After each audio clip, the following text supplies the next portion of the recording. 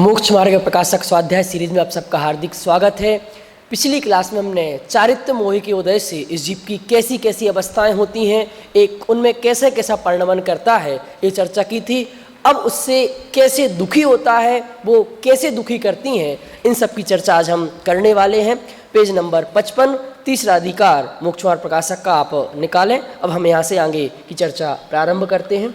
टोडरमल जी साहब ने अभी अपन जब विगत कक्षा की थी तो उसमें 25 कक्षाओं का फंक्शन क्या है इसकी चर्चा अपन ने की और उसमें देखा कि उनका ऑब्जर्वेशन कितना सूक्ष्म है। यद्यपि अपन ने उसमें ज़्यादा विस्तार नहीं किया, अपन पढ़ के तेज़ी से निकल गए, लेकिन मैं श्रोताओं से कहना चाहता हूँ कि वो उसको पढ़ करके उसका विचार करें। सही है। विचार करेंगे तो उन्हें उसकी फंक्शनैलिटी ख्याल में आएगी और उन्हें ध्यान में आएगा कि उसमें उन्होंने कितना सूक्ष्मता के साथ उसका चित्रण किया है और उसमें मनोवैज्ञानिक ढंग से उसको कितना विस्तार के साथ लिया है। जब 25 कक्षाओं के फंक्शन की बात हो गई तो अब टोडरमल जी मनुष्य के कषायों के संदर्भ में जो मनोवैज्ञानिकता है उसकी चर्चा बहुत गहराई के साथ और स्पष्ट तरीके से करते हैं। उसमें भी ये बात कहने वाले हैं कि वो कषाय करना ये भी दुख का कारण और मरना ये भी दुख का कारण है। हाँ। लेकिन अब इसमें से बड़ा दुख कौन सा? मरण का दुख बड़ा कि कसाय के अभाव में होने वाला दुख, माने कसाय हो काम नहीं करो तो दुख बड़ा। तो टोडरमल जी कहने वाले हैं कि उसको मरण का दुख छोटा लगता है, लेकिन कसायों के उत्पन्न होने पे जो दुख होता है वो भारी है। नहीं, मरण से बड़ी कसाय, मरण से बड़ी है, इसलिए कसाय दुखदाई है। एक बात। दूसरी बात, टोडरमल जी इसमें ये और कहने वाले हैं कि ये कषायों के अनुसार परिणमन करता है तो उसमें जो दुख भोगता है वो तो सच्चा है, वेदन में आ रहा है। हाँ। लेकिन वो कसायों के द्वारा जो हासिल करना चाहता है वो झूठा है। अच्छा भाई वो क्रोध आया तो क्रोध से उसको तकलीफ हुई, लाल पीला हो गया, बीपी हाई हो गया, अंग फड़कने लग गए, बेहोश हो गया, कुछ भी हो गया। तो ये जो तकलीफ हुई ना ये तो सच्ची है, ये तो रियल है क्योंकि उसने भोगी है। लेकिन एक गुस्सा से जो हासिल करना चाहता था वो झूठा है। सही। क्यों? गुस्से से वो शांति हासिल करना चाहता था, संयोगों को हटाना चाहता था। संयोगों को हटना तो उसके हाथ में नहीं है। उसने अपने लड़के पे गुस्सा किया कि तू मेरे अनुकूल नहीं है, तो लड़के पे गुस्सा किया तो गुस्सा तो फैक्ट है, लेकिन उस गुस्से से वो लड़का सुधर जाएगा ये बिल्कुल फैक्ट नहीं है। नहीं, क्रोध कर रहा है तो स्वयं दुखी हो रहा है और उसका जो रिजल्ट है वो इसके हाथ में नहीं। माने ये बतलाना चाहते हैं कि क्रोध या कषाय करना कितना निरर्थक है। भाई मैं 2 रुपए खर्च कर रहा हूं तो 2 रुपए की चीज लाऊं ना, सही है। तो वैल्यू फॉर मनी है। मैं 2 रुपए खर्च करूं 10 पैसे की चीज लाऊं तो उसको कौन होशियार कहे? वो रखता है तो कि कषाय के व्यापार में यही हो रहा है कि यह जीव कषाय करता है शांति पाने के लिए। हाँ। कषाय करता है चीजों को अपने अनुकूल रखने के लिए, और अगर और सरल शब्दों में तो कषाय करता है सुखी होने के लिए। लेकिन कषाय करने से सुखी तो होता नहीं, उल्टा और दुखी हो जाता है। तो गए थे हरि भजन खो वो ओटन लगे कपास, ऐसी बात हुई। इसकी बहुत बढ़िया चर्चा टोडरमल जी कर रहे हैं, अपन देखो इससे पढ़ते हैं। पेज नंबर 55 आप निकालें। इस प्रकार कसायों और नौ कसायों से अवस्था होती है। अब इसको जोड़ते हुए वो बात कर रहे हैं। यहाँ ऐसा विचार आता है कि यदि इन अवस्थाओं में ना प्रवर्तित तो, इन अवस्थाओं ने 25 कसाय रूप जो अवस्थाएं कही ना उसमें, हाँ, यदि इन अवस्थाओं में ना प्रवर्तित तो क्रोधाधिक पीड़ा उत्पन्न करते हैं और इन अवस्थाओं में प्रवर्तित तो मरण पर्यंत कष्ट होते हैं। क्योंकि सब कसायों के संदर्भ में टोडरमल जी ने कहा कि मर के भी क्रोध की पूर्ति करना चाहता, मर के भी माया की पूर्ति करना चाहता है। मैंने मरण पर्यंत कष्ट करके भी क्रोध के अनुसार कार्य करना चाहता है, मरण पर्यंत कष्ट उठा के भी माया लोभ के अनुसार कार्य करना चाहता है। तो कसाय होए तो पीड़ा है, फिर उस कसाय के अनुसार मरण पर्यंत मन उसमें प्रवर्ते तो मरण पर्यंत कष्ट है कसाई की पूर्ति करने में। दोनों ही में दुख है। वो कसाय नहीं हो रही तो दुख है और हो जाए तो दुख है। नहीं, कसाय हुई तो दुख रूप हुई और फिर कसाय की शांति के लिए उसने जो उपाय किया वो और दुख रूप है। इसे मैं ऐसा कहूं कि कुएं में इधर कुआं है और इधर खाई है, मरना दोनों जगह नक्की है। कहा अवस्था में ना प्रवर्तित, इन अवस्थाओं में ना प्रवर्ते तो क्रोधाधिक पीड़ा उत्पन्न करता। कसाय नहीं करेगा तो उसको पीड़ा होती है। क्रोध है और चिल्लाए नहीं तो कैसे मन में भर गई तो चिल्ला, तो चिल्लाएगा काहे के लिए कि गांव के लोग उसकी बात सुनने लग जाए, लेकिन गांव के लोग तो सुनते ही नहीं। इसलिए बहुत सारे धर्म उपदेशक कहने लगते हैं कि जो पीड़ा है वो निकाल दो तो काम हो जाएगा। चलो इन अवस्थाओं में प्रवर्ते नहीं प्रवर्ते तो दुख, प्रवर्ते तो मरण पर्यंत कष्ट होते हैं। वहां मरण पर्यंत कष्ट तो स्वीकार करते हैं, परंतु क्रोधाधिक की पीड़ा सहना स्वीकार नहीं करते। बस कि मैंने क्रोध की पीड़ा ज्यादा बड़ी है ना, कि मरने की कीमत में भी क्रोध करके उसे निपटना चाहता है, पर कसाय को सहने की पीड़ा बर्दाश्त नहीं होती उससे। तो सहन शक्ति बढ़ाएं कसाय को सहने की, क्या करें? ये चर्चा अपन आगे आएगी। हाँ, इससे यह निश्चित हुआ कि मरणादि से भी कसायों की पीड़ा अधिक है। ठीक, पर कहाँ दिखता है कि मरण ज्यादा दुख दिखता है, कसाय तो बिल्कुल नॉर्मल दिखती है। कसाय कर लो टोटल में कितना सटीक तो तर्क दिया है कि मरने की कीमत पे भी क्रोध की पूर्ति करना चाहता है, मरने की कीमत पे भी मान की पूर्ति करना चाहता है, तो उसको मरण छोटा दिखता है, कसाय बड़ी दिखती है, तब तो वो करना चाहता है कि इतना लोभ सर पे सवार हो गया कि मर भी जाऊं तो चिंता नहीं, लेकिन मैं तो ये करके रहूंगा। पर पूरी दुनिया को मरण दुख नजर आता है, एक बड़ी प्रॉब्लम नजर आती है। हाँ। कसाय ना दुख रूप लगती है ना बड़ी प्रॉब्लम। अरे यही तो कह रहे कि तुम कह रहे हो कि दुनिया को मरण दुख रूप लगता है, टोडरमल जी कह रहे हैं लोगों को कसाय दुख रूप ज्यादा दिखती है, कि मरने के बावजूद भी कसाय को पूरा करना चाहता है कि मर जाऊं तो कोई बात नहीं, लेकिन मेरे लोभ की पूर्ति होनी चाहिए, मर जाऊं तो कोई बात नहीं, लेकिन मेरी कसाई की पूर्ति होनी चाहिए, क्रोध की पूर्ति होनी चाहिए। तो बड़ा कौन? कसाय बड़ी, मरण छोटा। और फिर अब इसका अपोजिट जाओ कि दुनिया में मरण को कितनी बड़ी बात माना गया, मरण को सबसे बड़ा भय माना गया, तो मरण भय से भी बड़ा कसाय का दुख हो गया। नहीं, मरने तक की कीमत पे भी वो कसाय को की पूर्ति करना चाहता है कसाय के द्वारा। और मरण एक बार होता है और कसाय प्रतिपल हो रही है। हाँ? तथा जब इसके कसाय का उदय हो तब कसाय किए बिना रहा नहीं जाता। बाह्य कसायों के कारण मिले तो उनके आश्रय कसाय करता है, यदि ना मिले तो स्वयं कारण बनाता है। बहुत प्रैक्टिकल है। वो दादा ने क्षमा धर्म की चर्चा करते लिखा ना कि गुस्सा आए तो गुस्सा वाला आदमी दूसरे की गलती देखता है। अब गिलास रखा और गिर गया और फूट गया, क्यों रे तूने क्यों फोड़ा, हटाया क्यों नहीं? कि सेठ जी हमने तो हटा दिया, आपने द्वारा रखा तो तेरे द्वारा हटा नहीं। हर काम में वो दूसरे की गलती देखता है, एक बात। दूसरी बात कि गुस्सा होए तो सामने जो खुद को कारण मिले गुस्सा का, उसको तो निपटना चाहते ही देता है, लेकिन सामने कोई कारण ना दिखे तो नकली कारण पैदा करके उससे लड़ना चाहता है। जैसे कि कोई आदमी को सामने कोई क्रोध करने वाला व्यक्ति दिखे तो उसके आश्रय से तो क्रोध हो ही, और वो नहीं मिले तो घर के लाइट के स्विच को तोड़ मारे। टीवी पे मैच आ रहा हो और सामने कुछ नहीं दिखे तो रिमोट उठा के फेंक करके टीवी को तोड़ दे। ये का है?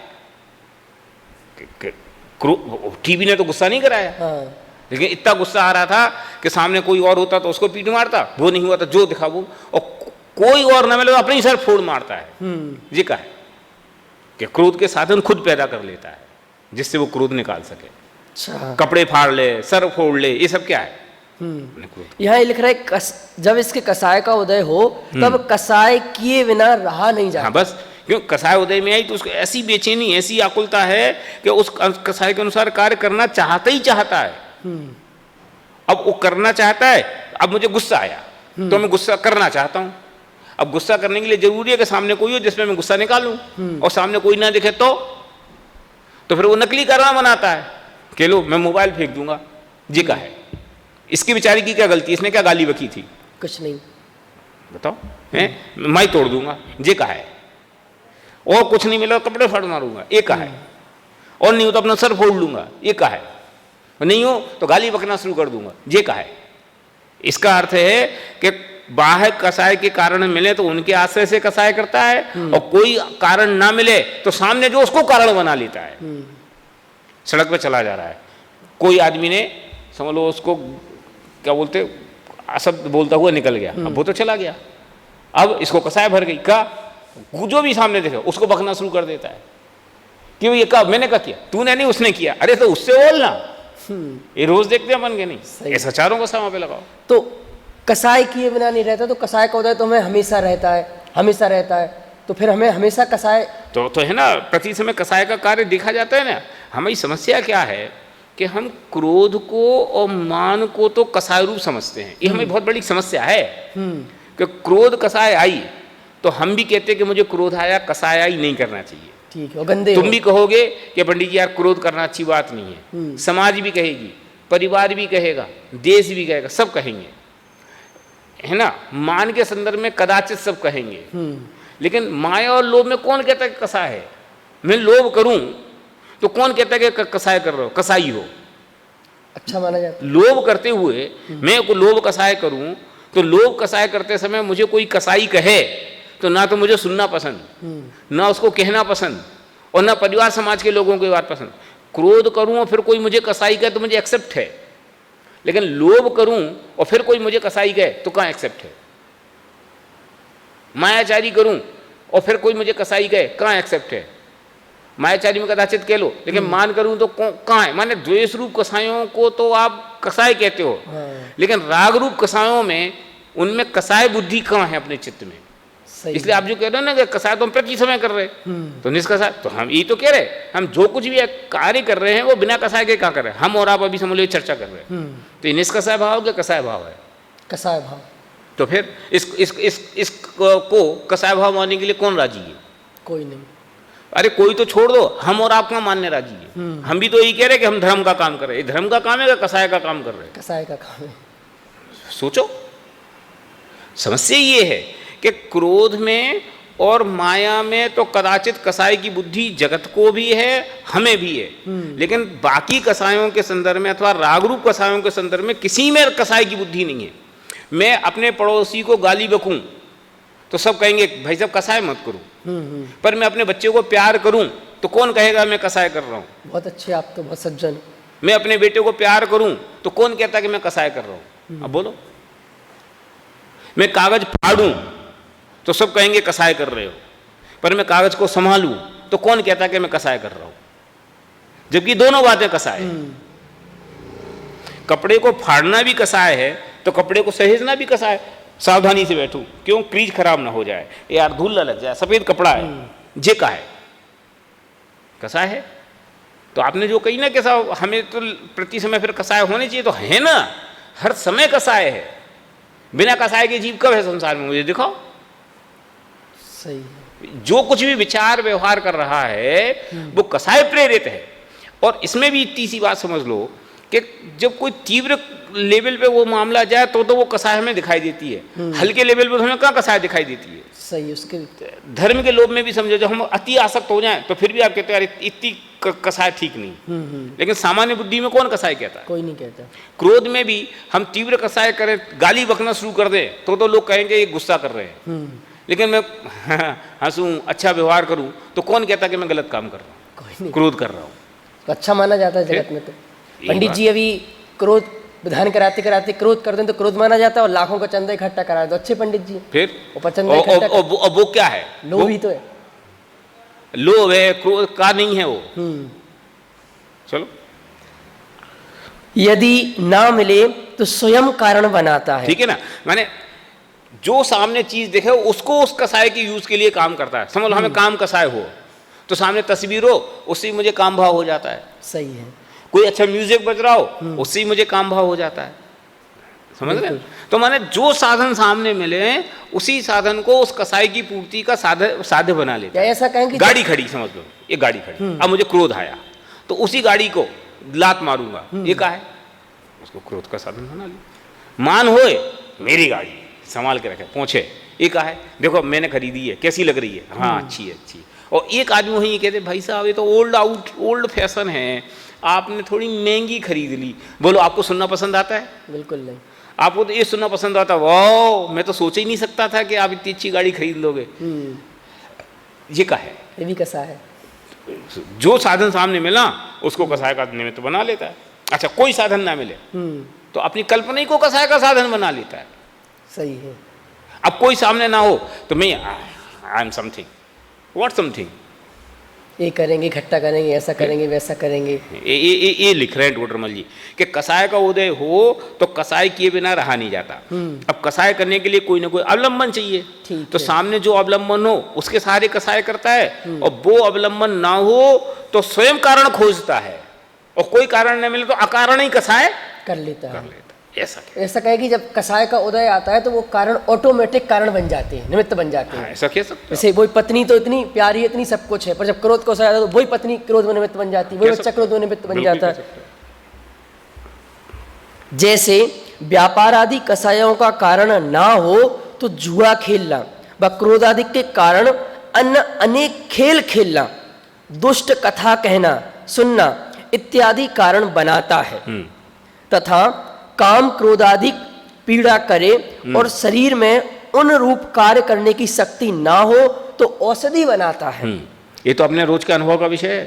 व्यायाम करके शरीर को बलवान, क्यों मुझे कोई देख के उंगली ना उठा दे, जिभर से शरीर इतना ताकतवर बना लूँ कि अच्छे अच्छे देख करके मुझे समझे। ये का है, ये क्रोध कसाय की प्रच्छन्न अभिव्यक्ति है। हैं क्यों मुझे कोई देख तो आँख उठा के बताऊँ, मैं खड़ा हो जाऊँ, सब आगे पीछे भाग जाते हैं। तो इसकी तैयारी अभी चल रही है। हाँ, जे का है, जे कसाय क्रोध कसाय की अभिव्यक्ति और का है तैयारी क्रोध कसाय की। ऐसे ही क्रोध में, मान में, माया में, लोभ में, सब में लगाओ आप। सही है। ये सजना सवरना, अच्छे से सब कुछ रखना, ये क्या है? ये अंतरंग में प्रच्छन्न कसाय की अभिव्यक्ति की तैयारी और क्या है? मोस्टली इस समय क्रोध कर रहा है और जिस समय क्रोध नहीं कर रहा उस समय क्रोध की तैयारी कर रहा है। तैयारी कर रहा है, नहीं तो मतलब कोई ना कोई कसाय कर रहा है। 2500 कसाय में कसाय निरंतर है। बिल्कुल। हाँ, दो चीजें चल रही, कसाय या कसाय की तैयारी, और अन्य अनेक उपाय करता है तथा कोई कारण बने ही नहीं तो अपने उपयोग में कसायों के कारणभूत पदार्थों का चिंतन करके स्वयं ही कसायों रूप परिणमित होता है। अब गुस्सा आ रहा, कुछ सामने नहीं था तो सोच के ही, अच्छा मैं वहाँ गया था और उनने मेरे को नमस्ते नहीं किया था, अच्छा बड़े आदमी हो गए, मैं बताता हूँ। अब समझते कहाँ है अपने आप को, जी का है, कोई कारण नहीं। तो अभी दिमाग में सोच सोच करके कसाय का कारण पैदा करे। एक क्रोध पे अपन उदाहरण दे रहे हैं, बाकी सब पे समझना। सही। सेम बात मान में, सेम बात माया में, सेम बात लोभ में, सेम बात हास्य रति सब में लगाना। हास्य है, कोई कवि सम्मेलन याद करके खुद ही बैठे बैठे हंस रहा है, जे का है।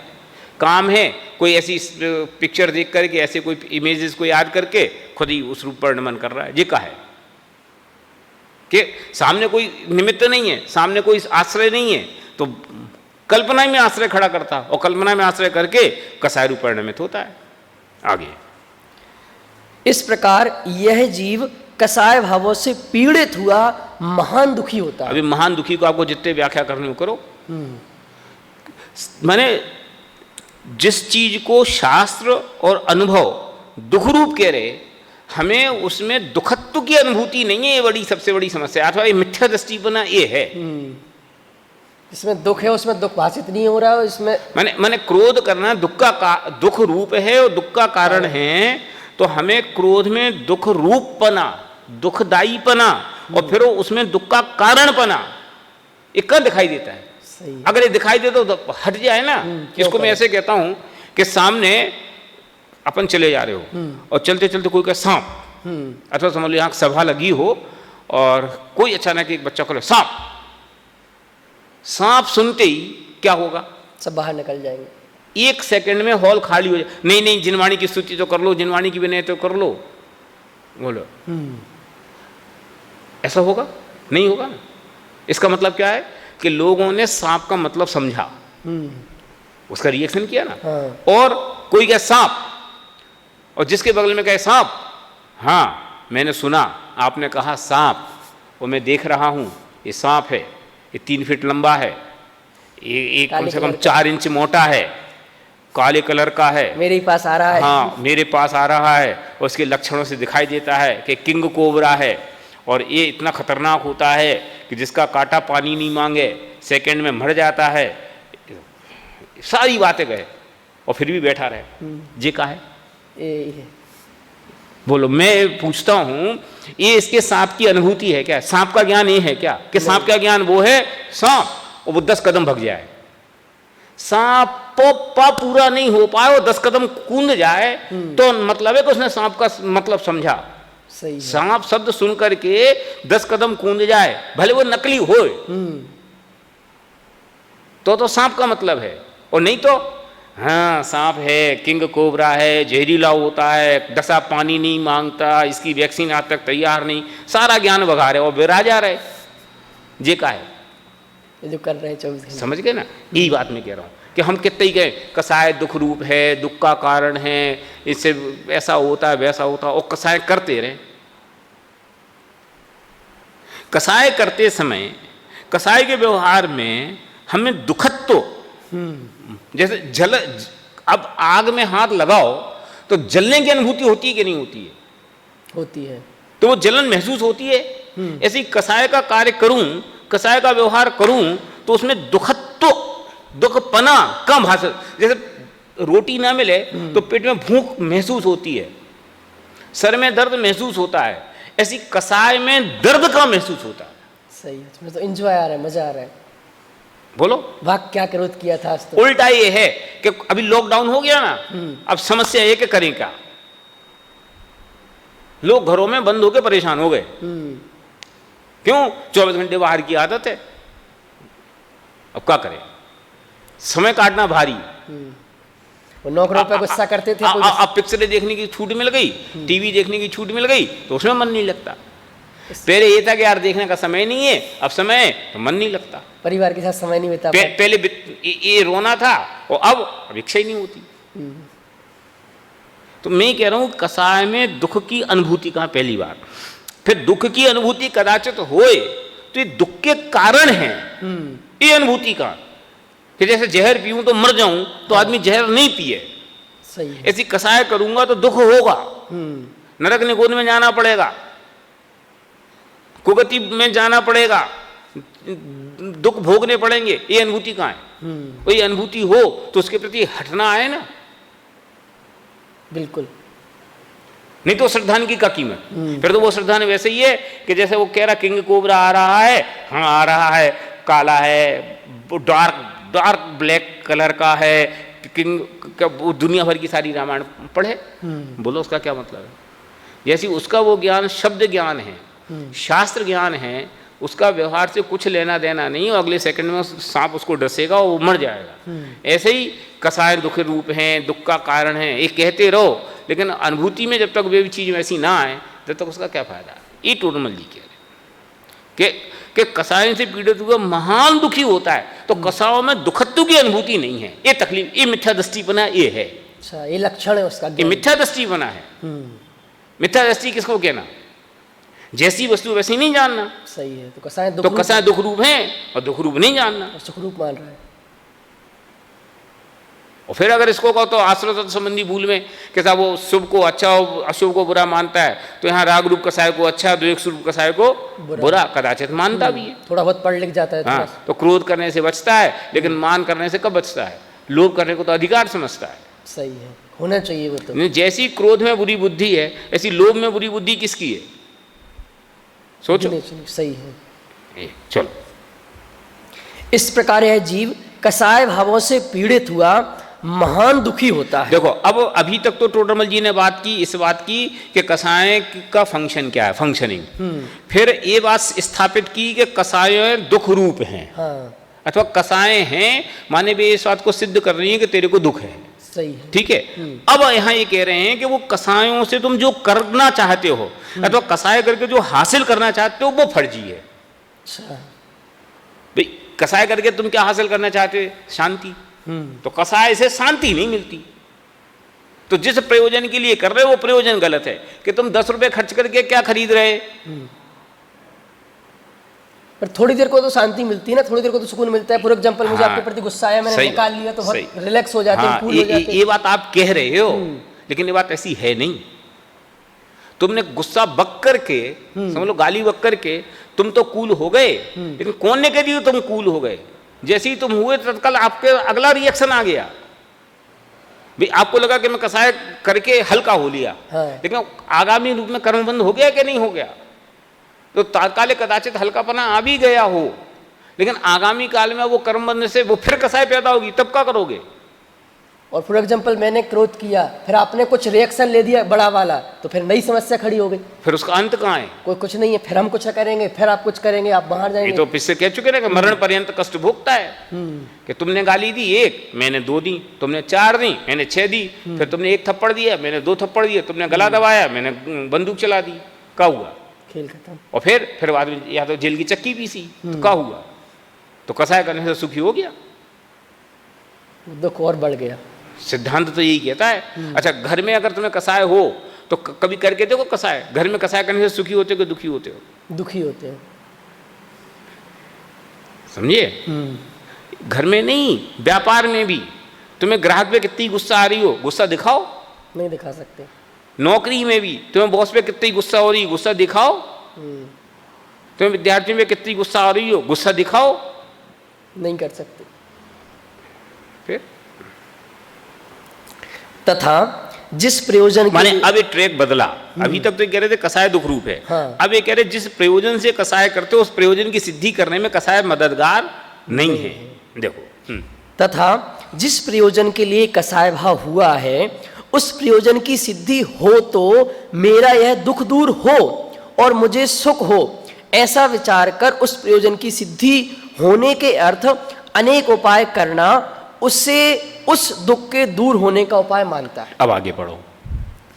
ये समझ में नहीं आई सब क्या कह चलो रहे हैं? आगे पढ़ो, अगले तत्काल समझ में आएगा। अब यहाँ कसाय भावों से जो दुख होता है वह तो सच्चा ही है, प्रत्यक्ष स्वयं ही दुखी होता है, परंतु यह जो उपाय करता है वे झूठे हैं, क्यों सो कहते हैं। देखो कि जिस प्रयोजन के लिए कसाय हुआ, हाँ। उस प्रयोजन की सिद्धि हो तो मेरा दुख दूर हो, मुझे सुख हो, ऐसा विचार करके प्रयोजन की सिद्धि के अर्थ अनेक उपाय करता है। क्यों? क्योंकि वो दुख दूर हो। हाँ, दुख दूर करने के लिए उसने कसाय करी। माने अगर पूर्व पक्ष है, पूर्व पक्ष।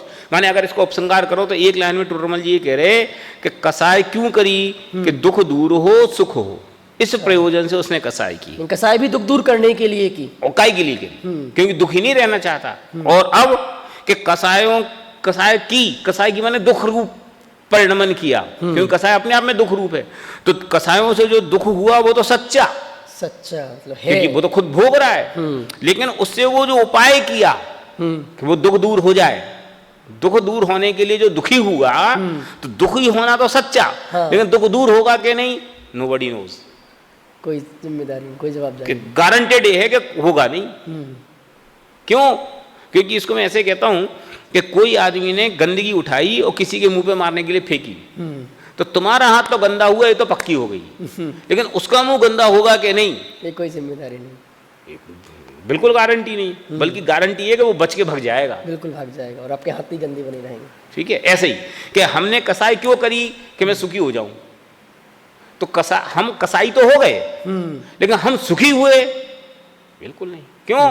क्योंकि अग्नि को रखने से हाथ में शीतलता नहीं आती। अग्नि का उठाया किसी को मारने के लिए, हाँ, जो मरे उसको लगे दुख मारा। को दूर करने का उपाय दुखी होना नहीं है,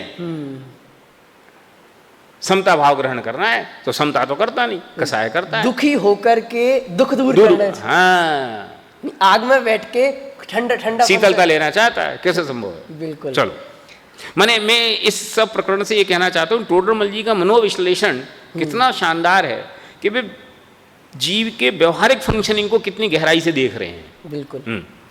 क्रोध में तो अन्न का बुरा करना, मान में औरों को नीचा दिखाकर स्वयं ऊंचा होना। अब ये पूरे पैराग्राफ में 25 कसायों का क्या प्रयोजन है उसकी चर्चा कर रहे हैं, जो अपन पिछली उसमें कर आए हैं।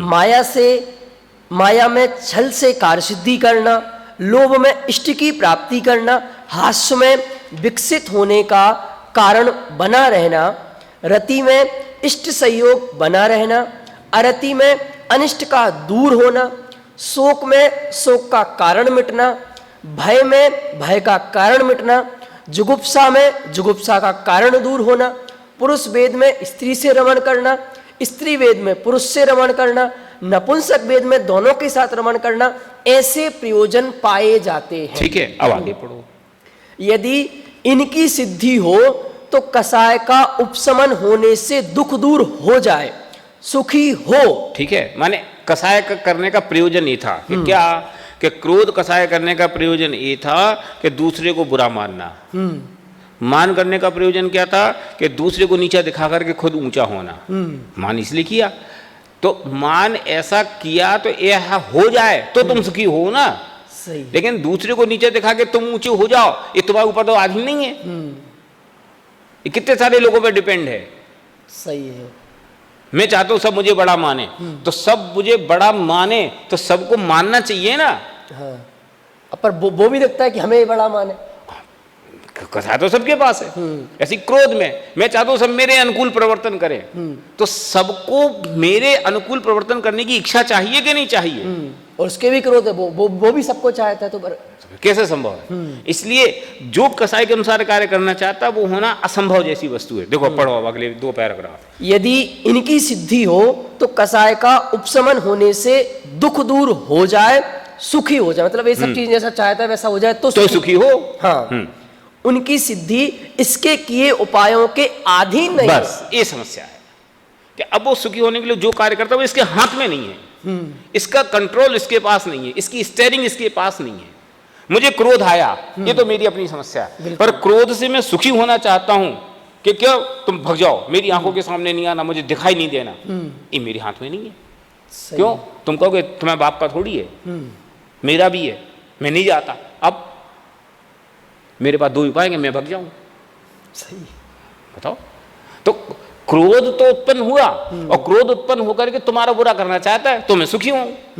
लेकिन तुम्हारा बुरा होना मेरे हाथ में कहां है? सही है। मैं तुम्हें दुखी करना चाहता हूं, पर तुम दुखी होगे कब? कि जब तुम्हें भवितव्य होगी। तुम्हारी भवितव्य के अधीन तुम्हारा सुखी दुखी होना है, हमारे विचार के अधीन तो नहीं है, और मैं परेशान होता हूं। रावण को सीता पसंद आई, उसको सीता को चाहिए। अब समस्या तो ये कि सीता भी तो उसको चाहे, लेकिन सीता का चाहना तो उसके अधीन है, सीता के, रावण के हाथ में तो नहीं है, इसलिए काम नहीं बना, सब कुछ खत्म हो गया। झगड़ा क्या बात का था कि मैं तो सीता को पसंद करता हूं, सारी दुनिया माने सारी दुनिया उसके ऊपर निछावर, लेकिन सीता को, क्या सीता को तो राम ही चाहिए। अब क्या करें? तो उसकी वो कसाय का क्या हुआ? अंत स्वयं का ही अंत हुआ। बताओ। स्वयं ही दुखी तो हुआ। इसलिए कसाय पूरी पैदा तो उसके मन में हुई, जलाया तो उसको, और डिपेंड दूसरे पे थी। कैसे संभव है? ऐसा ये कह रहे हैं। परंतु उनकी सिद्धि इसके किए उपायों के अधीन नहीं है, भवितव्य के अधीन है। क्योंकि अनेक उपाय करते देखते हैं परंतु सिद्धि नहीं होती है, तथा उपाय होना भी अपने अधीन नहीं है, भवितव्य अधीन है। क्योंकि अनेक उपाय करने का विचार करता है और एक भी उपाय नहीं होता। देखते ना हम कि कोई काम करना चाहते हैं, हम सोचते ही नहीं है क्या करें क्या नहीं करें, कैसे करें कैसे नहीं करें। इसलिए कहते भी है कि जब आप बहुत ज़्यादा लूज टेम्पर हो या हाई टेम्पर हो तो आप कोई चीज़ का निर्णय नहीं करो। समझ लो नीति वाक्यों में कहते हैं ना कि जब आप तीव्र हंसी, तीव्र उत्साह में या तीव्र दुख में हो तो आप कोई फैसले मत करो। क्यों? तीव्र हर्ष और तीव्र विषाद में आप ढंग का फैसला कर ही नहीं सकोगे। क्यों? आपको हिताहित की विचार का विवेक खत्म हो जाएगा। तो फिर क्या करें कि जब स्थिर चित्त हो, शांति से हिताहित का विचार कर सको, तब आप कोई निर्णय करो। ऐसे ही सही है। तथा काकतालीय न्याय से भवितव्य ऐसा ही हो जैसा अपना प्रयोजन हो, वैसा ही उपाय हो, और उससे कार्य की सिद्धि भी हो जाए, तो उस कार्य संबंधी किसी कसाय का उपशम हो, आगे परंतु वहां रुकाव नहीं होता। बस अब देखो, अब एक कह रहे हैं कि पहली बात तो ये कि हमें गुस्सा आई और उस गुस्से के अनुसार दुनिया का बुरा हो जाए, ये बहुत असंभव बात है। हाँ। लेकिन फिर भी कोइंसिडेंटली ये हो भी जाए तो उस हो जाने से तुम सुखी हो जाओगे, ये और संभव है। क्यों? मैंने चाहा तुम्हारा बुरा हो जाए, मुझे गुस्सा आया, हाँ। मैंने सोचा टांग टूट जाए तेरी, और तेरी टांग टूट गई। अब जैसी तुम्हारी टांग टूटी, मेरे दिमाग का बटन घूम गया, अरे यार मैं कैसा मूर्ख आदमी हूँ, मैंने बेचारे की फालतू में टांग टूटने की इच्छा की, टांग टूट गई। अरे यार नहीं यार, टांग नहीं टूटनी चाहिए, तो बेचारे को बहुत परेशानी हुई, बहुत दुख हुआ, मैं दूसरे कसाय से परेशान हो गया। ऐसा हम रोज देखते कि नहीं? मैं किसी के बुरे की कामना करूं और कदाचित बुरा हो जाए तो तत्काल मेरे मन में शोक आ जाता है, दया भाव हो जाती, करुणा भाव। अरे यार नहीं यार, ऐसा नहीं करना, उसने बेचारे ने किया क्या था, क्या बिगाड़ लिया था मेरा, तत्काल ऐसा सोचने लगते कि नहीं?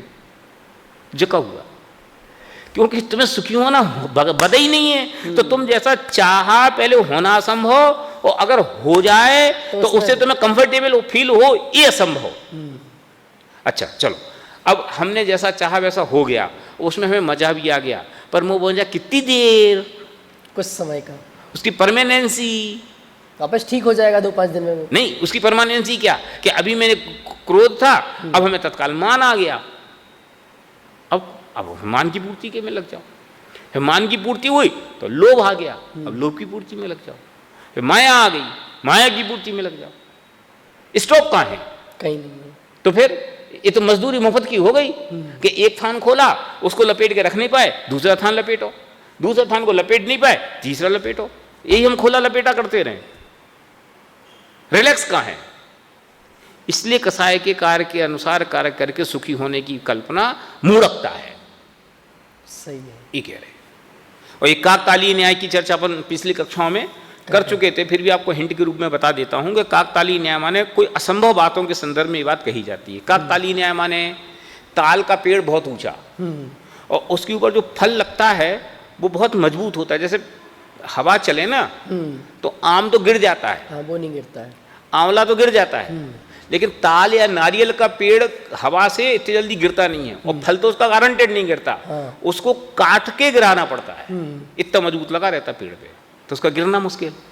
फिर उधर से कोई कौवा निकले तो उसकी चोंच कितनी सी, उस चोंच में कितनी ताकत कि कौवा निकले और उधर से ताल का पेड़ से वो ताल का फल टूटे और उसकी चोंच में फंस जाए। कितना संभव? अरबों केसों में कदाचित एक आध मैचिंग मिल जाए तो मिल जाए। ऐसे ये कि हमें जो कसाय हो उस कसाय के अनुसार मेरा व्यवहार हो और उस व्यवहार के अनुसार काम हो जाए। मैंने सोचा छत गिर जाए, वो छत गिर जाए, जैसा हम चाहे वैसा हो जाए, काकतालीय न्याय। हाँ, एक काकतालीय। ये असंभव है, और फिर भी उससे हो जाए तो वो हो जाने पे भी तुम्हें शांति मिल जाए, और असंभव। ये कह रहे। तथा काकतालीय न्याय से भवितव्य ऐसा ही हो जैसा अपना प्रयोजन हो, माने जैसा हमने चाहा वैसा भवितव्य में हो गया। और वैसा मैंने सोचा तुम्हारा बुरा हो जाए और तुम्हारे पाप के वजह से तुम्हारा बुरा हो गया। हमारा सोचना तुम्हारे पाप का हो जाए एक काल में आ गया तो तुम्हारा बुरा हो गया। अब बुरा हो गया तो हमें फिर वैसा ही तत्काल दूसरी कसाई आ गई, अरे यार बुरा हो गया यार, अच्छा नहीं कोई बात नहीं, हमारा बुरा किया लेकिन आदमी तो ठीक था। वैसा ही उपाय हो, मतलब वैसे ही उपाय माने काम हो गया ना, जैसा हमने सोचा वैसी तुम्हारे पाप का उदय आया, वैसी काम हो गया। हमने सोचा तुम्हारी टांग टूट जाए, वैसे आपने कुछ निमित्त में लाए थे, तुम्हारे पाप का उदय आया और तुम्हारी टांग टूट गई, ऐसा। और उससे कार्य की सिद्धि भी हो जाए तो उस कार्य संबंधी किसी कसाय का उपशम हो, माने वो कसाय शांत हो गई थोड़ी देर के लिए।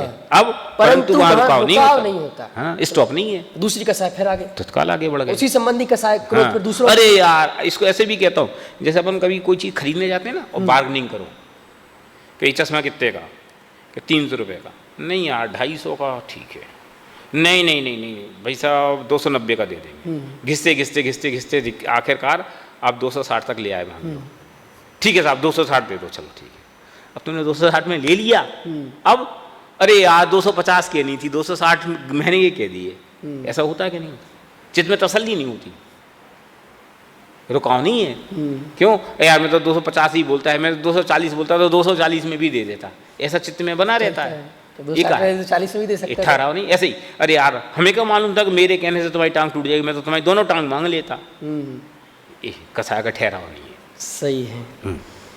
जब तक कार्य सिद्ध नहीं हुआ था तब तक तो उस कार्य संबंधी कसाय थी, और जिस समय कार्य सिद्ध हुआ उसी समय अन्य कार्य संबंधी कसाय हो जाती है। हाँ। एक समय मात्र भी निराकुल नहीं रहता। जैसे कोई क्रोध से किसी अब का, वही उदाहरण जिसकी चर्चा अपन अभी लगातार कर, हाँ, जैसे कोई क्रोध से किसी का बुरा सोचता था और उसका बुरा हो चुका, तब अन्य पर क्रोध करके उसका बुरा चाहने लगा, अथवा थोड़ी शक्ति थी तब छोटों का बुरा चाहता था, बहुत शक्ति हुई तब बड़ों का बुरा चाहने लगा। उसी प्रकार मान माया लोभाधिक द्वारा जो कार्य सोचता था वह सिद्ध हो चुका, तब अन्य में मानाधिक उत्पन्न करके उसकी सिद्धि करना चाहता है। थोड़ी शक्ति थी तब छोटे कार्य की सिद्धि करना चाहता था, बहुत शक्ति हुई तब बड़े कार्य की सिद्धि करने की अभिलाषा हुई।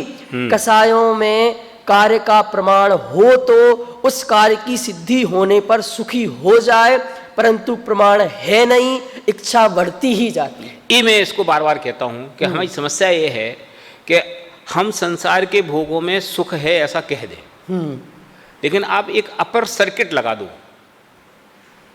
कि इतना हो जाएगा तो सुखी हो जाएंगे।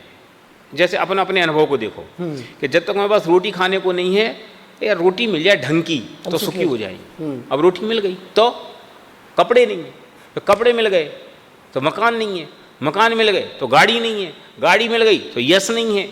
अच्छा फिर अब तो ये कपड़े तो हैं लेकिन ये ब्रांडेड नहीं है। अब इसका का अंत है, 200 रुपए का चश्मा भी आता है, 2 लाख का चश्मा भी आता है। किसको फर्क समझ में आता है? अपन को नहीं आता, लेकिन पहनने वाले कई लोगों को तो आता है। वो यहाँ कुछ लिखा रहता नंबर। फोन समझ लो 5000 का भी आता हो, 50 लाख का भी आता है। फंक्शन में तो क्या फर्क है? जो काम उससे हो रहा है उससे हो रहा है सब। थोड़ा बहुत कदाचित फर्क हो, लेकिन वो उसका बाकी अंतर तो स्टेटस का है। आई एम समथिंग, मैं बड़ा आदमी छोटी चीज कैसे रख सकता हूं?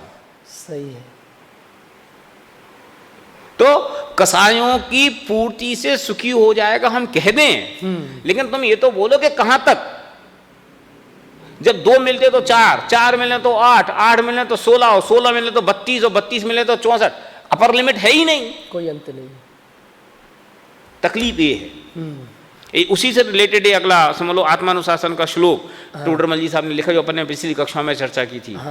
कि हमारी समस्या यह है कि रोटी खा करके हम दुनिया को सुखी कह दें, लेकिन समस्या यह है कि लोगों की लिमिट नहीं है। कि हर के मन में आशा रूपी गड्ढा है, वो कितना बड़ा है कि इतना बड़ा कि पूरी दुनिया उसमें डाल दो तो भी एक अणु के बराबर दिखाई दे।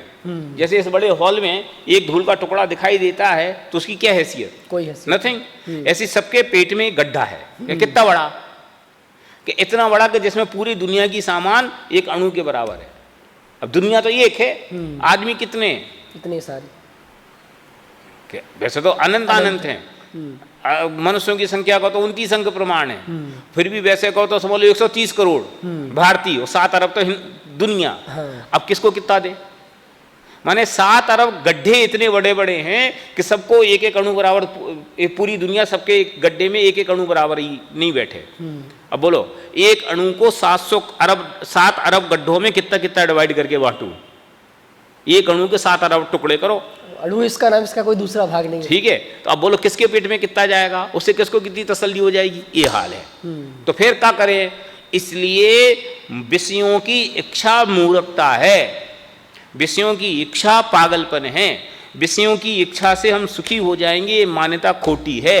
विषयों की इच्छा से मैं सुखी हो जाऊंगा, ये मिथ्यात्व की कल्पना है। ये कह रहे हैं निष्कर्ष के पढ़ो। मतलब पेट भरने के लिए नहीं, पेटी भरने के लिए उपाय। समस्या तो उसकी है। महात्मा गांधी भी कहते थे कि इस दुनिया में इतना सामान है कि सबको हम लोग पेट भरना तो मिल जाए, लेकिन पेटी एक की भी नहीं भरेगी। सच्ची बात है। और यही आत्मानुशासन में कहा है, आसागरता प्रति प्राणी यस्मिन विश्वमणुपमम कस्य किम कीदायाति वृथा वो विशेषता। अर्थ, आशा रूपी गड्ढा प्रत्येक प्राणी में पाया जाता है। अनंतानंत जीव हैं, उन सबके आशा पाई जाती है, तथा वह आशा रूपी कूप कैसा है कि उस एक गड्ढे में समस्त लोक अणु समान है और लोक तो एक ही है। तो यह तो अब यहाँ कहो किसको कितना हिस्से में आए। बोलो। इसलिए तुम्हें जो यह विषयों की इच्छा है सो वृथा ही है। ये सारांश वाक्य कि विषयों की इच्छा मूर्खता है। क्यों? विषयों की पूर्ति से कोई सुखी नहीं हुआ। हमारे हिंदी साहित्य में अथवा समझ लो भारतीय दर्शनों में ऐसी लाखों कहानियां हैं कि 99 के चक्कर में कोई सुखी नहीं हुआ। कि दौड़ता दौड़ता बेचारा बहुत गरीब परेशान हो रहा था, राजा जी के पास गया, साहब सुखी कर दो। कि क्या करूं सुखी करने के लिए? कि मुझे समझ लो 2 रोटी मिल जाए। अरे 2 रोटी की क्यों बात करते हो? तुम एक काम करो, मैं तुम्हें सोने का खजाना खोल देता हूँ, 2 घंटे में जितना भर लो सो भर ले जाओ। अब कितनी ढेरों कहानियाँ पढ़ेंगे नहीं कि ठीक है एक काम करो, तुम्हें मैं अपने गाँव का राज देता हूँ। कितना? कि 12 बजे तक जहाँ तक चले जाओगे वो राज पूरा तुम्हारा, लेकिन शर्त यह है कि तुम्हें लौट के आना पड़ेगा यहीं। जहाँ तक जाके लौट आओगे उतना राज तुम्हारा। अब ये पढ़िए ना अपन ने सब कहानी। फिर आखिरकार इन सब कहानियों का हर्ष क्या हुआ कि सोने के खजाने में मर ही गया कि वो जमीन नापने गया, थोड़ी और थोड़ी और थोड़ी और थोड़ी और थोड़ी और में क्या हुआ, मर ही गया। रेगिस्तान की मृग मरीचिका का है डिट्टो है। और ये बात कोई सैद्धांतिक और शास्त्रों की नहीं है, ये बात हमारे व्यवहार की है, हमारे जीवन की है। हम रोज ये बात महसूस करते हैं कि जब तक हमारे पास अच्छे कपड़े नहीं होते ना तो हमारे मन में होता है कि अच्छे कपड़े हो जाएं। फिर जब अच्छे कपड़े हो जाएं तो अभी तो 2 ही हैं, 4 नहीं है, 4 है तो 40 नहीं है, अंत नहीं है। कोई भी काम में नौकरी चालू करी तो जिस स्टेटस पे आ गए, अरे यार इससे और ऊपर जाना चाहिए, इससे और ऊपर जाना चाहिए, इससे और ऊपर जाना चाहिए। कौन? व्यापार करो तो इतना इतना इतना, कहाँ?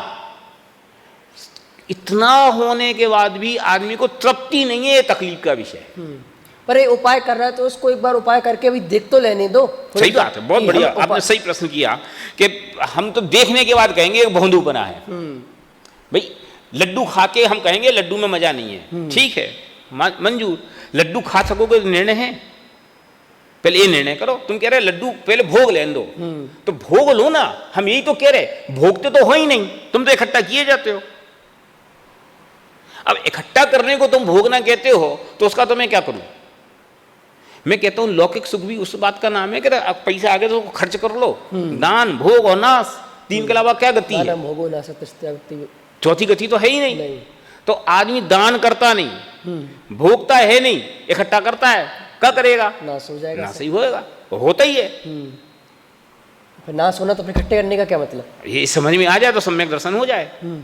यही मैं कहता हूँ, आप जो कहते हो कि मैं सब कुछ देख लूंगा फिर मैं कहूंगा सब निस्सार है, तो दुनिया इतनी बड़ी है कि तुम देखने में तुम्हें तुल जाओगे। आप हर चीज को देख देख कर निर्णय करोगे ये फालतू, पहले इसको देखो भोगो या बेकार है कुछ नहीं है, फिर इसको देखो भोगो या बेकार है कुछ नहीं है, फिर इसको देखो भोगो। कितनी चीजें भोग पाओगे? क्यों? जिंदगी तो काउंटेड है। सही है। और काउंटेड में भी अनकाउंटेड है, अगले सेकंड का तो भरोसा नहीं है, कोई भरोसा नहीं। बोलो, तो जिंदगी तो ऐसी अस्थिर है और संसार तो इतना लंबा है। अब किस किस को भोग के कहोगे के काच? और फिर हम हजारों चीजें बड़े बूढ़ों की उनके अनुभव से मानते हैं कि नहीं? खुद अनुभव से मानते हैं क्या? जहर पीने से मर जाते हैं ये हमने अनुभव करके देखा कि बड़े बूढ़ों से माना है, बड़े बूढ़ों से माना है। तो फिर दुनिया के भोगों में हम क्यों अपना अनुभव लगाए? शास्त्रों में लिखा है ना कि जो संसार विशेष सुख हो तो तीर्थंकर क्यों तजे, काहे को सिर्फ साधन करते संयम सोन रागे। एक शांतिनाथ, कुंथुनाथ, अरहनाथ, इनके बाद तो 3-3 पोस्टें थी। तो पहले तो उन्होंने पूरा मजा लिया था ना, तो एक बार हमें ले लेने। हाँ मजा लिया, फिर उन्हें मजे में मजा आया होता तो उसको छोड़ के क्यों चल देते? तो हम भी छोड़ देंगे लास्ट में। तो नंग धड़ंग होके भी चले गए ना। इसका डिसीजन क्या है? इसका डिसीजन है कि उन्हें उसमें सुख नहीं मिला। माने उन्हें 96,000 रानियां और 6 खंड का राज सुख, वैसा सुख नहीं दे पाए जिस सुख की भी इच्छा करते थे। तो उस सुख की इच्छा के लिए वो सबको छोड़ करके, कपड़े तक छोड़ करके जंगल चले गए। तो तुम तो इकट्ठा नहीं कर पाओगे। तो फिर इस होड़ का क्या मतलब है कि पहले मैं इकट्ठा कर लूं फिर मैं छोड़ूंगा? ये बात नादानी की है। जितना कर सकते हो उतना तो कर ले, कर लो ना। तो यही तो मैं कह रहा हूं, ये बात नादानी की है कि पहले मैं अपना तेल निकाल लूं फिर बाद में मैं भोगूंगा। तेल निकल जाएगा फिर कहाँ भोगोगे? अच्छा, सही है भाई। एक तो उम्र का भरोसा नहीं, और उस उम्र में भी बचपन तो नादानी में गया। बुढ़ापे का भरोसा नहीं, जवानी का फेज कितना सा, जो करोगे इसी में करोगे 20-40 साल में। तो फिर इसलिए इस होड़ का कोई मतलब नहीं है कि मुझे पहले भोग लेने दो, पहले सब देख लेने दो फिर सब करेंगे। फिर मैं इसको कहता हूं निचुड़े आम जैसे हो जाओगे, जैसे आम का रस निचुड़ जाए तो उसमें क्या बचता है? कुछ नहीं बचता। नथिंग। ऐसी बुढ़ापे में निचुड़े आम जैसे फिर का धर्म करोगे? कुछ बच सकती नहीं बची कुछ। पागलपन है, इस बात में कुछ दम नहीं है। एक सुनने में बड़े बड़े लोगों के बीच में अच्छी लगती है, गहराई से विचार करो तो मूर्खता नंबर 1 है कि मैं सब चीज़ों को देख करके भोग करके फिर छोड़ूंगा। ये जो कुछ लोग कहते हैं ना कि ये दकियानूस बात है, मैं बहुत इसके खिलाफ रहता हूँ। सब ये कहते हैं हाँ तुम ये बात इसलिए कहते हो कि तुम्हारे पास मर्सिडीज है नहीं, पहले मर्सिडीज में देख लो कि मर्सिडीज किसे कहते हैं, फिर कहना कि मर्सिडीज में मजा नहीं है तो मजा है। अरे मूर्ख, मर्सिडीज हो जाने के लिए जितनी मजदूरी करनी पड़ेगी, फिर उसको मेंटेन करने के लिए जितनी मजदूरी करनी पड़ेगी, वो मजदूरी हमें नहीं पोसाती। हाँ, तुम लोग तो हीन पुरुषार्थी हो, यही कहोगे। अरे हीन पुरुषार्थ इसमें नहीं है, पुरुषार्थ तो इसमें है कि हम उसके बिना भी निर्णय कर लें, उसमें मजा नहीं है। गंभीरता से विचार करने का विषय है। इच्छा पूर्ण तो होती नहीं है, इसलिए कोई कार्य सिद्ध होने पर भी दुख दूर नहीं होता। ये अनुभव है कि काम सिद्ध होने पर भी दुख दूर नहीं होता।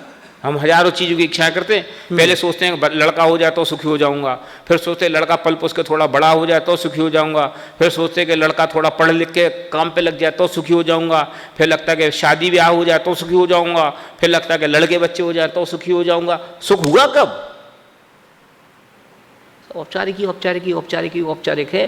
पहले जिंदगी खुद की घिसने में गई, फिर लड़के बच्चों के घिसने में गई, फिर उनके बच्चों के बच्चों को घिसने में गई। खुद को कहाँ मिला? सही है, इच्छा पूर्ण तो होती नहीं है, इसलिए कोई कार्य सिद्ध होने पर भी दुख दूर नहीं होता। अथवा कोई कसाय मिटे तो उसी समय अन्य कसाय हो जाती है। जैसे किसी को मारने वाले बहुत हो तो कोई एक जब नहीं मारता तब अन्य मारने लग जाता है। जैसे कोई 50 आदमी एक आदमी को ठोक रहे हो, तो एक आदमी मार मार के थक जाए तो दूसरा आदमी मारने लगता है, फिर दूसरा थक जाए तो तीसरा मार, पर उसकी तो पिटाई बंद नहीं होती। ऐसे ही कसाई इतनी है कि एक कसाई रुकती है तो दूसरी हावी तो अपनी पिटाई तो बंद नहीं। कसाई 24 घंटे अपने कूटने वाला मैं हूँ। हाँ, आत्मा तो मैं हूँ, वो कसाई कूटने वाली। उसी प्रकार जीव को दुख देने वाले अनेक कसाय हैं। जब क्रोध नहीं होता तब मानाधिक हो जाते हैं, जब मान ना हो तब क्रोधाधिक हो जाते हैं। इस प्रकार कसाय का सद्भाव बना ही रहता है। कोई एक समय भी कसाय रहित नहीं होता। रात को सोते हैं तब तो हो जाते होंगे। रात को जब सोते हैं रात को तब तो कसाय रहित हो जाते हैं। चलो, इसलिए किसी कसाय का कोई कार्य सिद्ध होने पर दुख दूर कैसे हो? और इसका अभिप्राय तो सर्व कसायों का सर्व प्रयोजन सिद्ध करने का है। बहुत ही सुखी हो, परंतु वो कदापि हो नहीं सकता। इसलिए अभिप्राय में सर्वदा दुखी ही रहता है। इसलिए कसायों के प्रयोजन को साध कर दुख दूर करके सुखी होना चाहता है, सो यह झूठा ही है। ये उपसंहार। सो यह उपाय झूठा ही है। अब सच्चा उपाय क्या है? मतलब ये चर्चा बहुत मर्मी की चर्चा थी। हम थोड़े तब सच्चा उपाय क्या है? सम्यक दर्शन ज्ञान से यथावत श्रद्धान और जानना हो, तब इष्ट अनिष्ट बुद्धि मिटे तथा उन्हीं के बल से चरित्र मोह का अनुभागहीन हो। ऐसा होने पर कसायों का अभाव हो, तब उनकी पीड़ा दूर हो और तब प्रयोजन भी कुछ नहीं रहे, निराकुल होने से महासुखी हो। इसलिए सम्यक दर्शनादि सर्व दुख मिटने का सच्चा उपाय है। ठीक है, ये बात जब पिछले अपने सम्यक दर्शन ज्ञान चारित्र की चर्चा की थी ना, ये ज्ञानावरण दर्शनावरण, उसमें भी आई थी। आपसे मैंने उस समय भी कही थी कि सबके अभाव में ये बात कॉमन कहेंगे कि दुख का कारण तो वही है, मिथ्या दर्शन ज्ञान चारित्र। हाँ। और मिथ्या दर्शन ज्ञान चारित्र की फंक्शनिंग कर्म के हिसाब से कि ज्ञानावरण दर्शनावरण में उसके हिसाब से, दर्शन मोह में उसके हिसाब से, चारित्र मोह में उसके हिसाब से, और उत्तर में सब में कि जीव दुखी क्यों है कि मिथ्या दर्शन ज्ञान चारित्र, सुखी कैसे होगा कि सम्यक दर्शन ज्ञान चारित्र से। देखो कि सच्चा उपाय क्या है कि सम्यक दर्शन ज्ञान से अथवा श्रद्धा जानना हो तो इष्ट अनिष्ट की बुद्धि मिटे। हाँ। सारी कसायों को झगड़ा इष्ट अनिष्ट की बुद्धि रूप, तो इष्ट अनिष्ट की बुद्धि मिटे तो चरित्र मोह का अनुभव हीन हो, और हीन हो तो कसायों का अभाव हो तो पीड़ा में, माने प्रयोजन ना रहे तो निराकुल हो तो महासुखी हो। कसायों की पूर्ति से निराकुल होने की कल्पना मिथ्या है। कसायों के अभाव से ही निराकुल हुआ जा सकता है। कसायों का अभाव कैसे होगा कि कसायों का अभाव सम्यक दर्शन ज्ञान चारित्र से हुआ। सम्यक दर्शन ज्ञान चारित्र माने क्या कि हम जब वस्तु स्वरूप के अनुसार दृष्टि करें कि कोई वस्तु न अनुकूल है न प्रतिकूल है, जब वस्तु अनुकूल प्रतिकूल नहीं है तो किसी को चाहना या किसी को दूर भगाना, ये दोनों ही बातें मिथ्या है। पर घुमा फिरा के आप बात वही लिया है कि इष्ट अनिष्ट से दुखी है। Yes. और सम्यक दर्शन ज्ञान चारित्र से सुखी होने का एक कील है। इतनी लंबी रामायण का क्या मतलब? एक कील तो यही है रामायण, इसलिए क्योंकि इतने सारे प्रपंच में फंसा है। इसलिए हम कोई भी बात करेंगे कील आएंगे तो कील पे ही कि दुख का बीज क्या कि मिथ्या दर्शन ज्ञान चारित्र दुख का बीज, सुख का कारण क्या कि सम्यक दर्शन ज्ञान चारित्र सुख का कारण। कितनी बात करो, अब यहाँ लिखा कुछ भी प्रयोजन नहीं रहे, निराकुल होने से महासुखी होना। नो नीड हो गई। अब जिस आदमी को कोई नीड ही नहीं है उसको कौन दुखी कर सकता है? वो दादा कई बार कहते ना, वो उदासीनता की चर्चा करते हैं, ढिंगो मायके जाओगी, हाँ जी, सासरे जाओगी कि हाँ जी। तो पागलपन है। पागलपन नहीं है ये, उसकी समझ लो क्या बोलना चाहिए, स्थिति प्रज्ञ की दशा है। यद्यपि वो ढिंगो के संदर्भ में वो मूर्ख स्त्री को खड़ा कर लेते हैं, लेकिन मैं कहता हूं ये स्त्री प्रज्ञ है। मुनराज क्या है कि हे महाराज बहुत बढ़िया हो, आप जैसे विद्वान नहीं है, आपसे तो तरन तारण हो, बहुत बढ़िया, तुम बहुत नालायक हो, ये हो वो हो, बहुत बढ़िया। अरि मित्र महल मसान कंचन कांच निंदन थुतिकरण अर्घावतारण असी प्रहारण में, इसका नाम बैलेंसिंग। अर्घावतारण और असी प्रहारण दोनों में नो रिएक्शन। तो ये सम्यक दर्शन से इष्टनिष्ठ की बुद्धि खत्म हो जाएगी, बस वो सुखी होने का उपाय है। इसलिए सम्यक दर्शन ही दुख मिटने का उपाय है। और ये आठों कर्म, ये अकेले यहाँ नहीं, ये अंतराय के संदर्भ में भी बाद में ये कहेंगे, देखो है नहीं नीचे कि सच्चा उपाय क्या है। हाँ। इस सब में सच्चे उपाय की कॉमन सब्जेक्ट यही आएगा, सम्यक दर्शनादि सच्चा उपाय है। इस तरह हमने चारित्र्य मोह के उदय से जीव को कैसे दुख होते हैं, कैसे कैसे झूठे उपाय करता है और सच्चा उपाय क्या है, इसकी बहुत ही मार्मिक चर्चा हमने की। सचमुच पूरा विषय आपको बारंबार सुनने योग्य है, बारंबार चिंतन करने योग्य है। और इस तीसरे अधिकार की क्विज भी होगी, तो इससे संबंधित हम बहुत सारे प्रैक्टिकल क्वेश्चन भी उसमें डालेंगे। तो अगर आप तक अभी आप कुछ से नहीं जुड़े हैं तो स्क्रीन पर आपको जो नंबर दिख रहा है, इसके माध्यम से आप क्विज में जुड़ें और इसमें पार्टिसिपेट करें। सभी को सादर जय जिनेंद्र।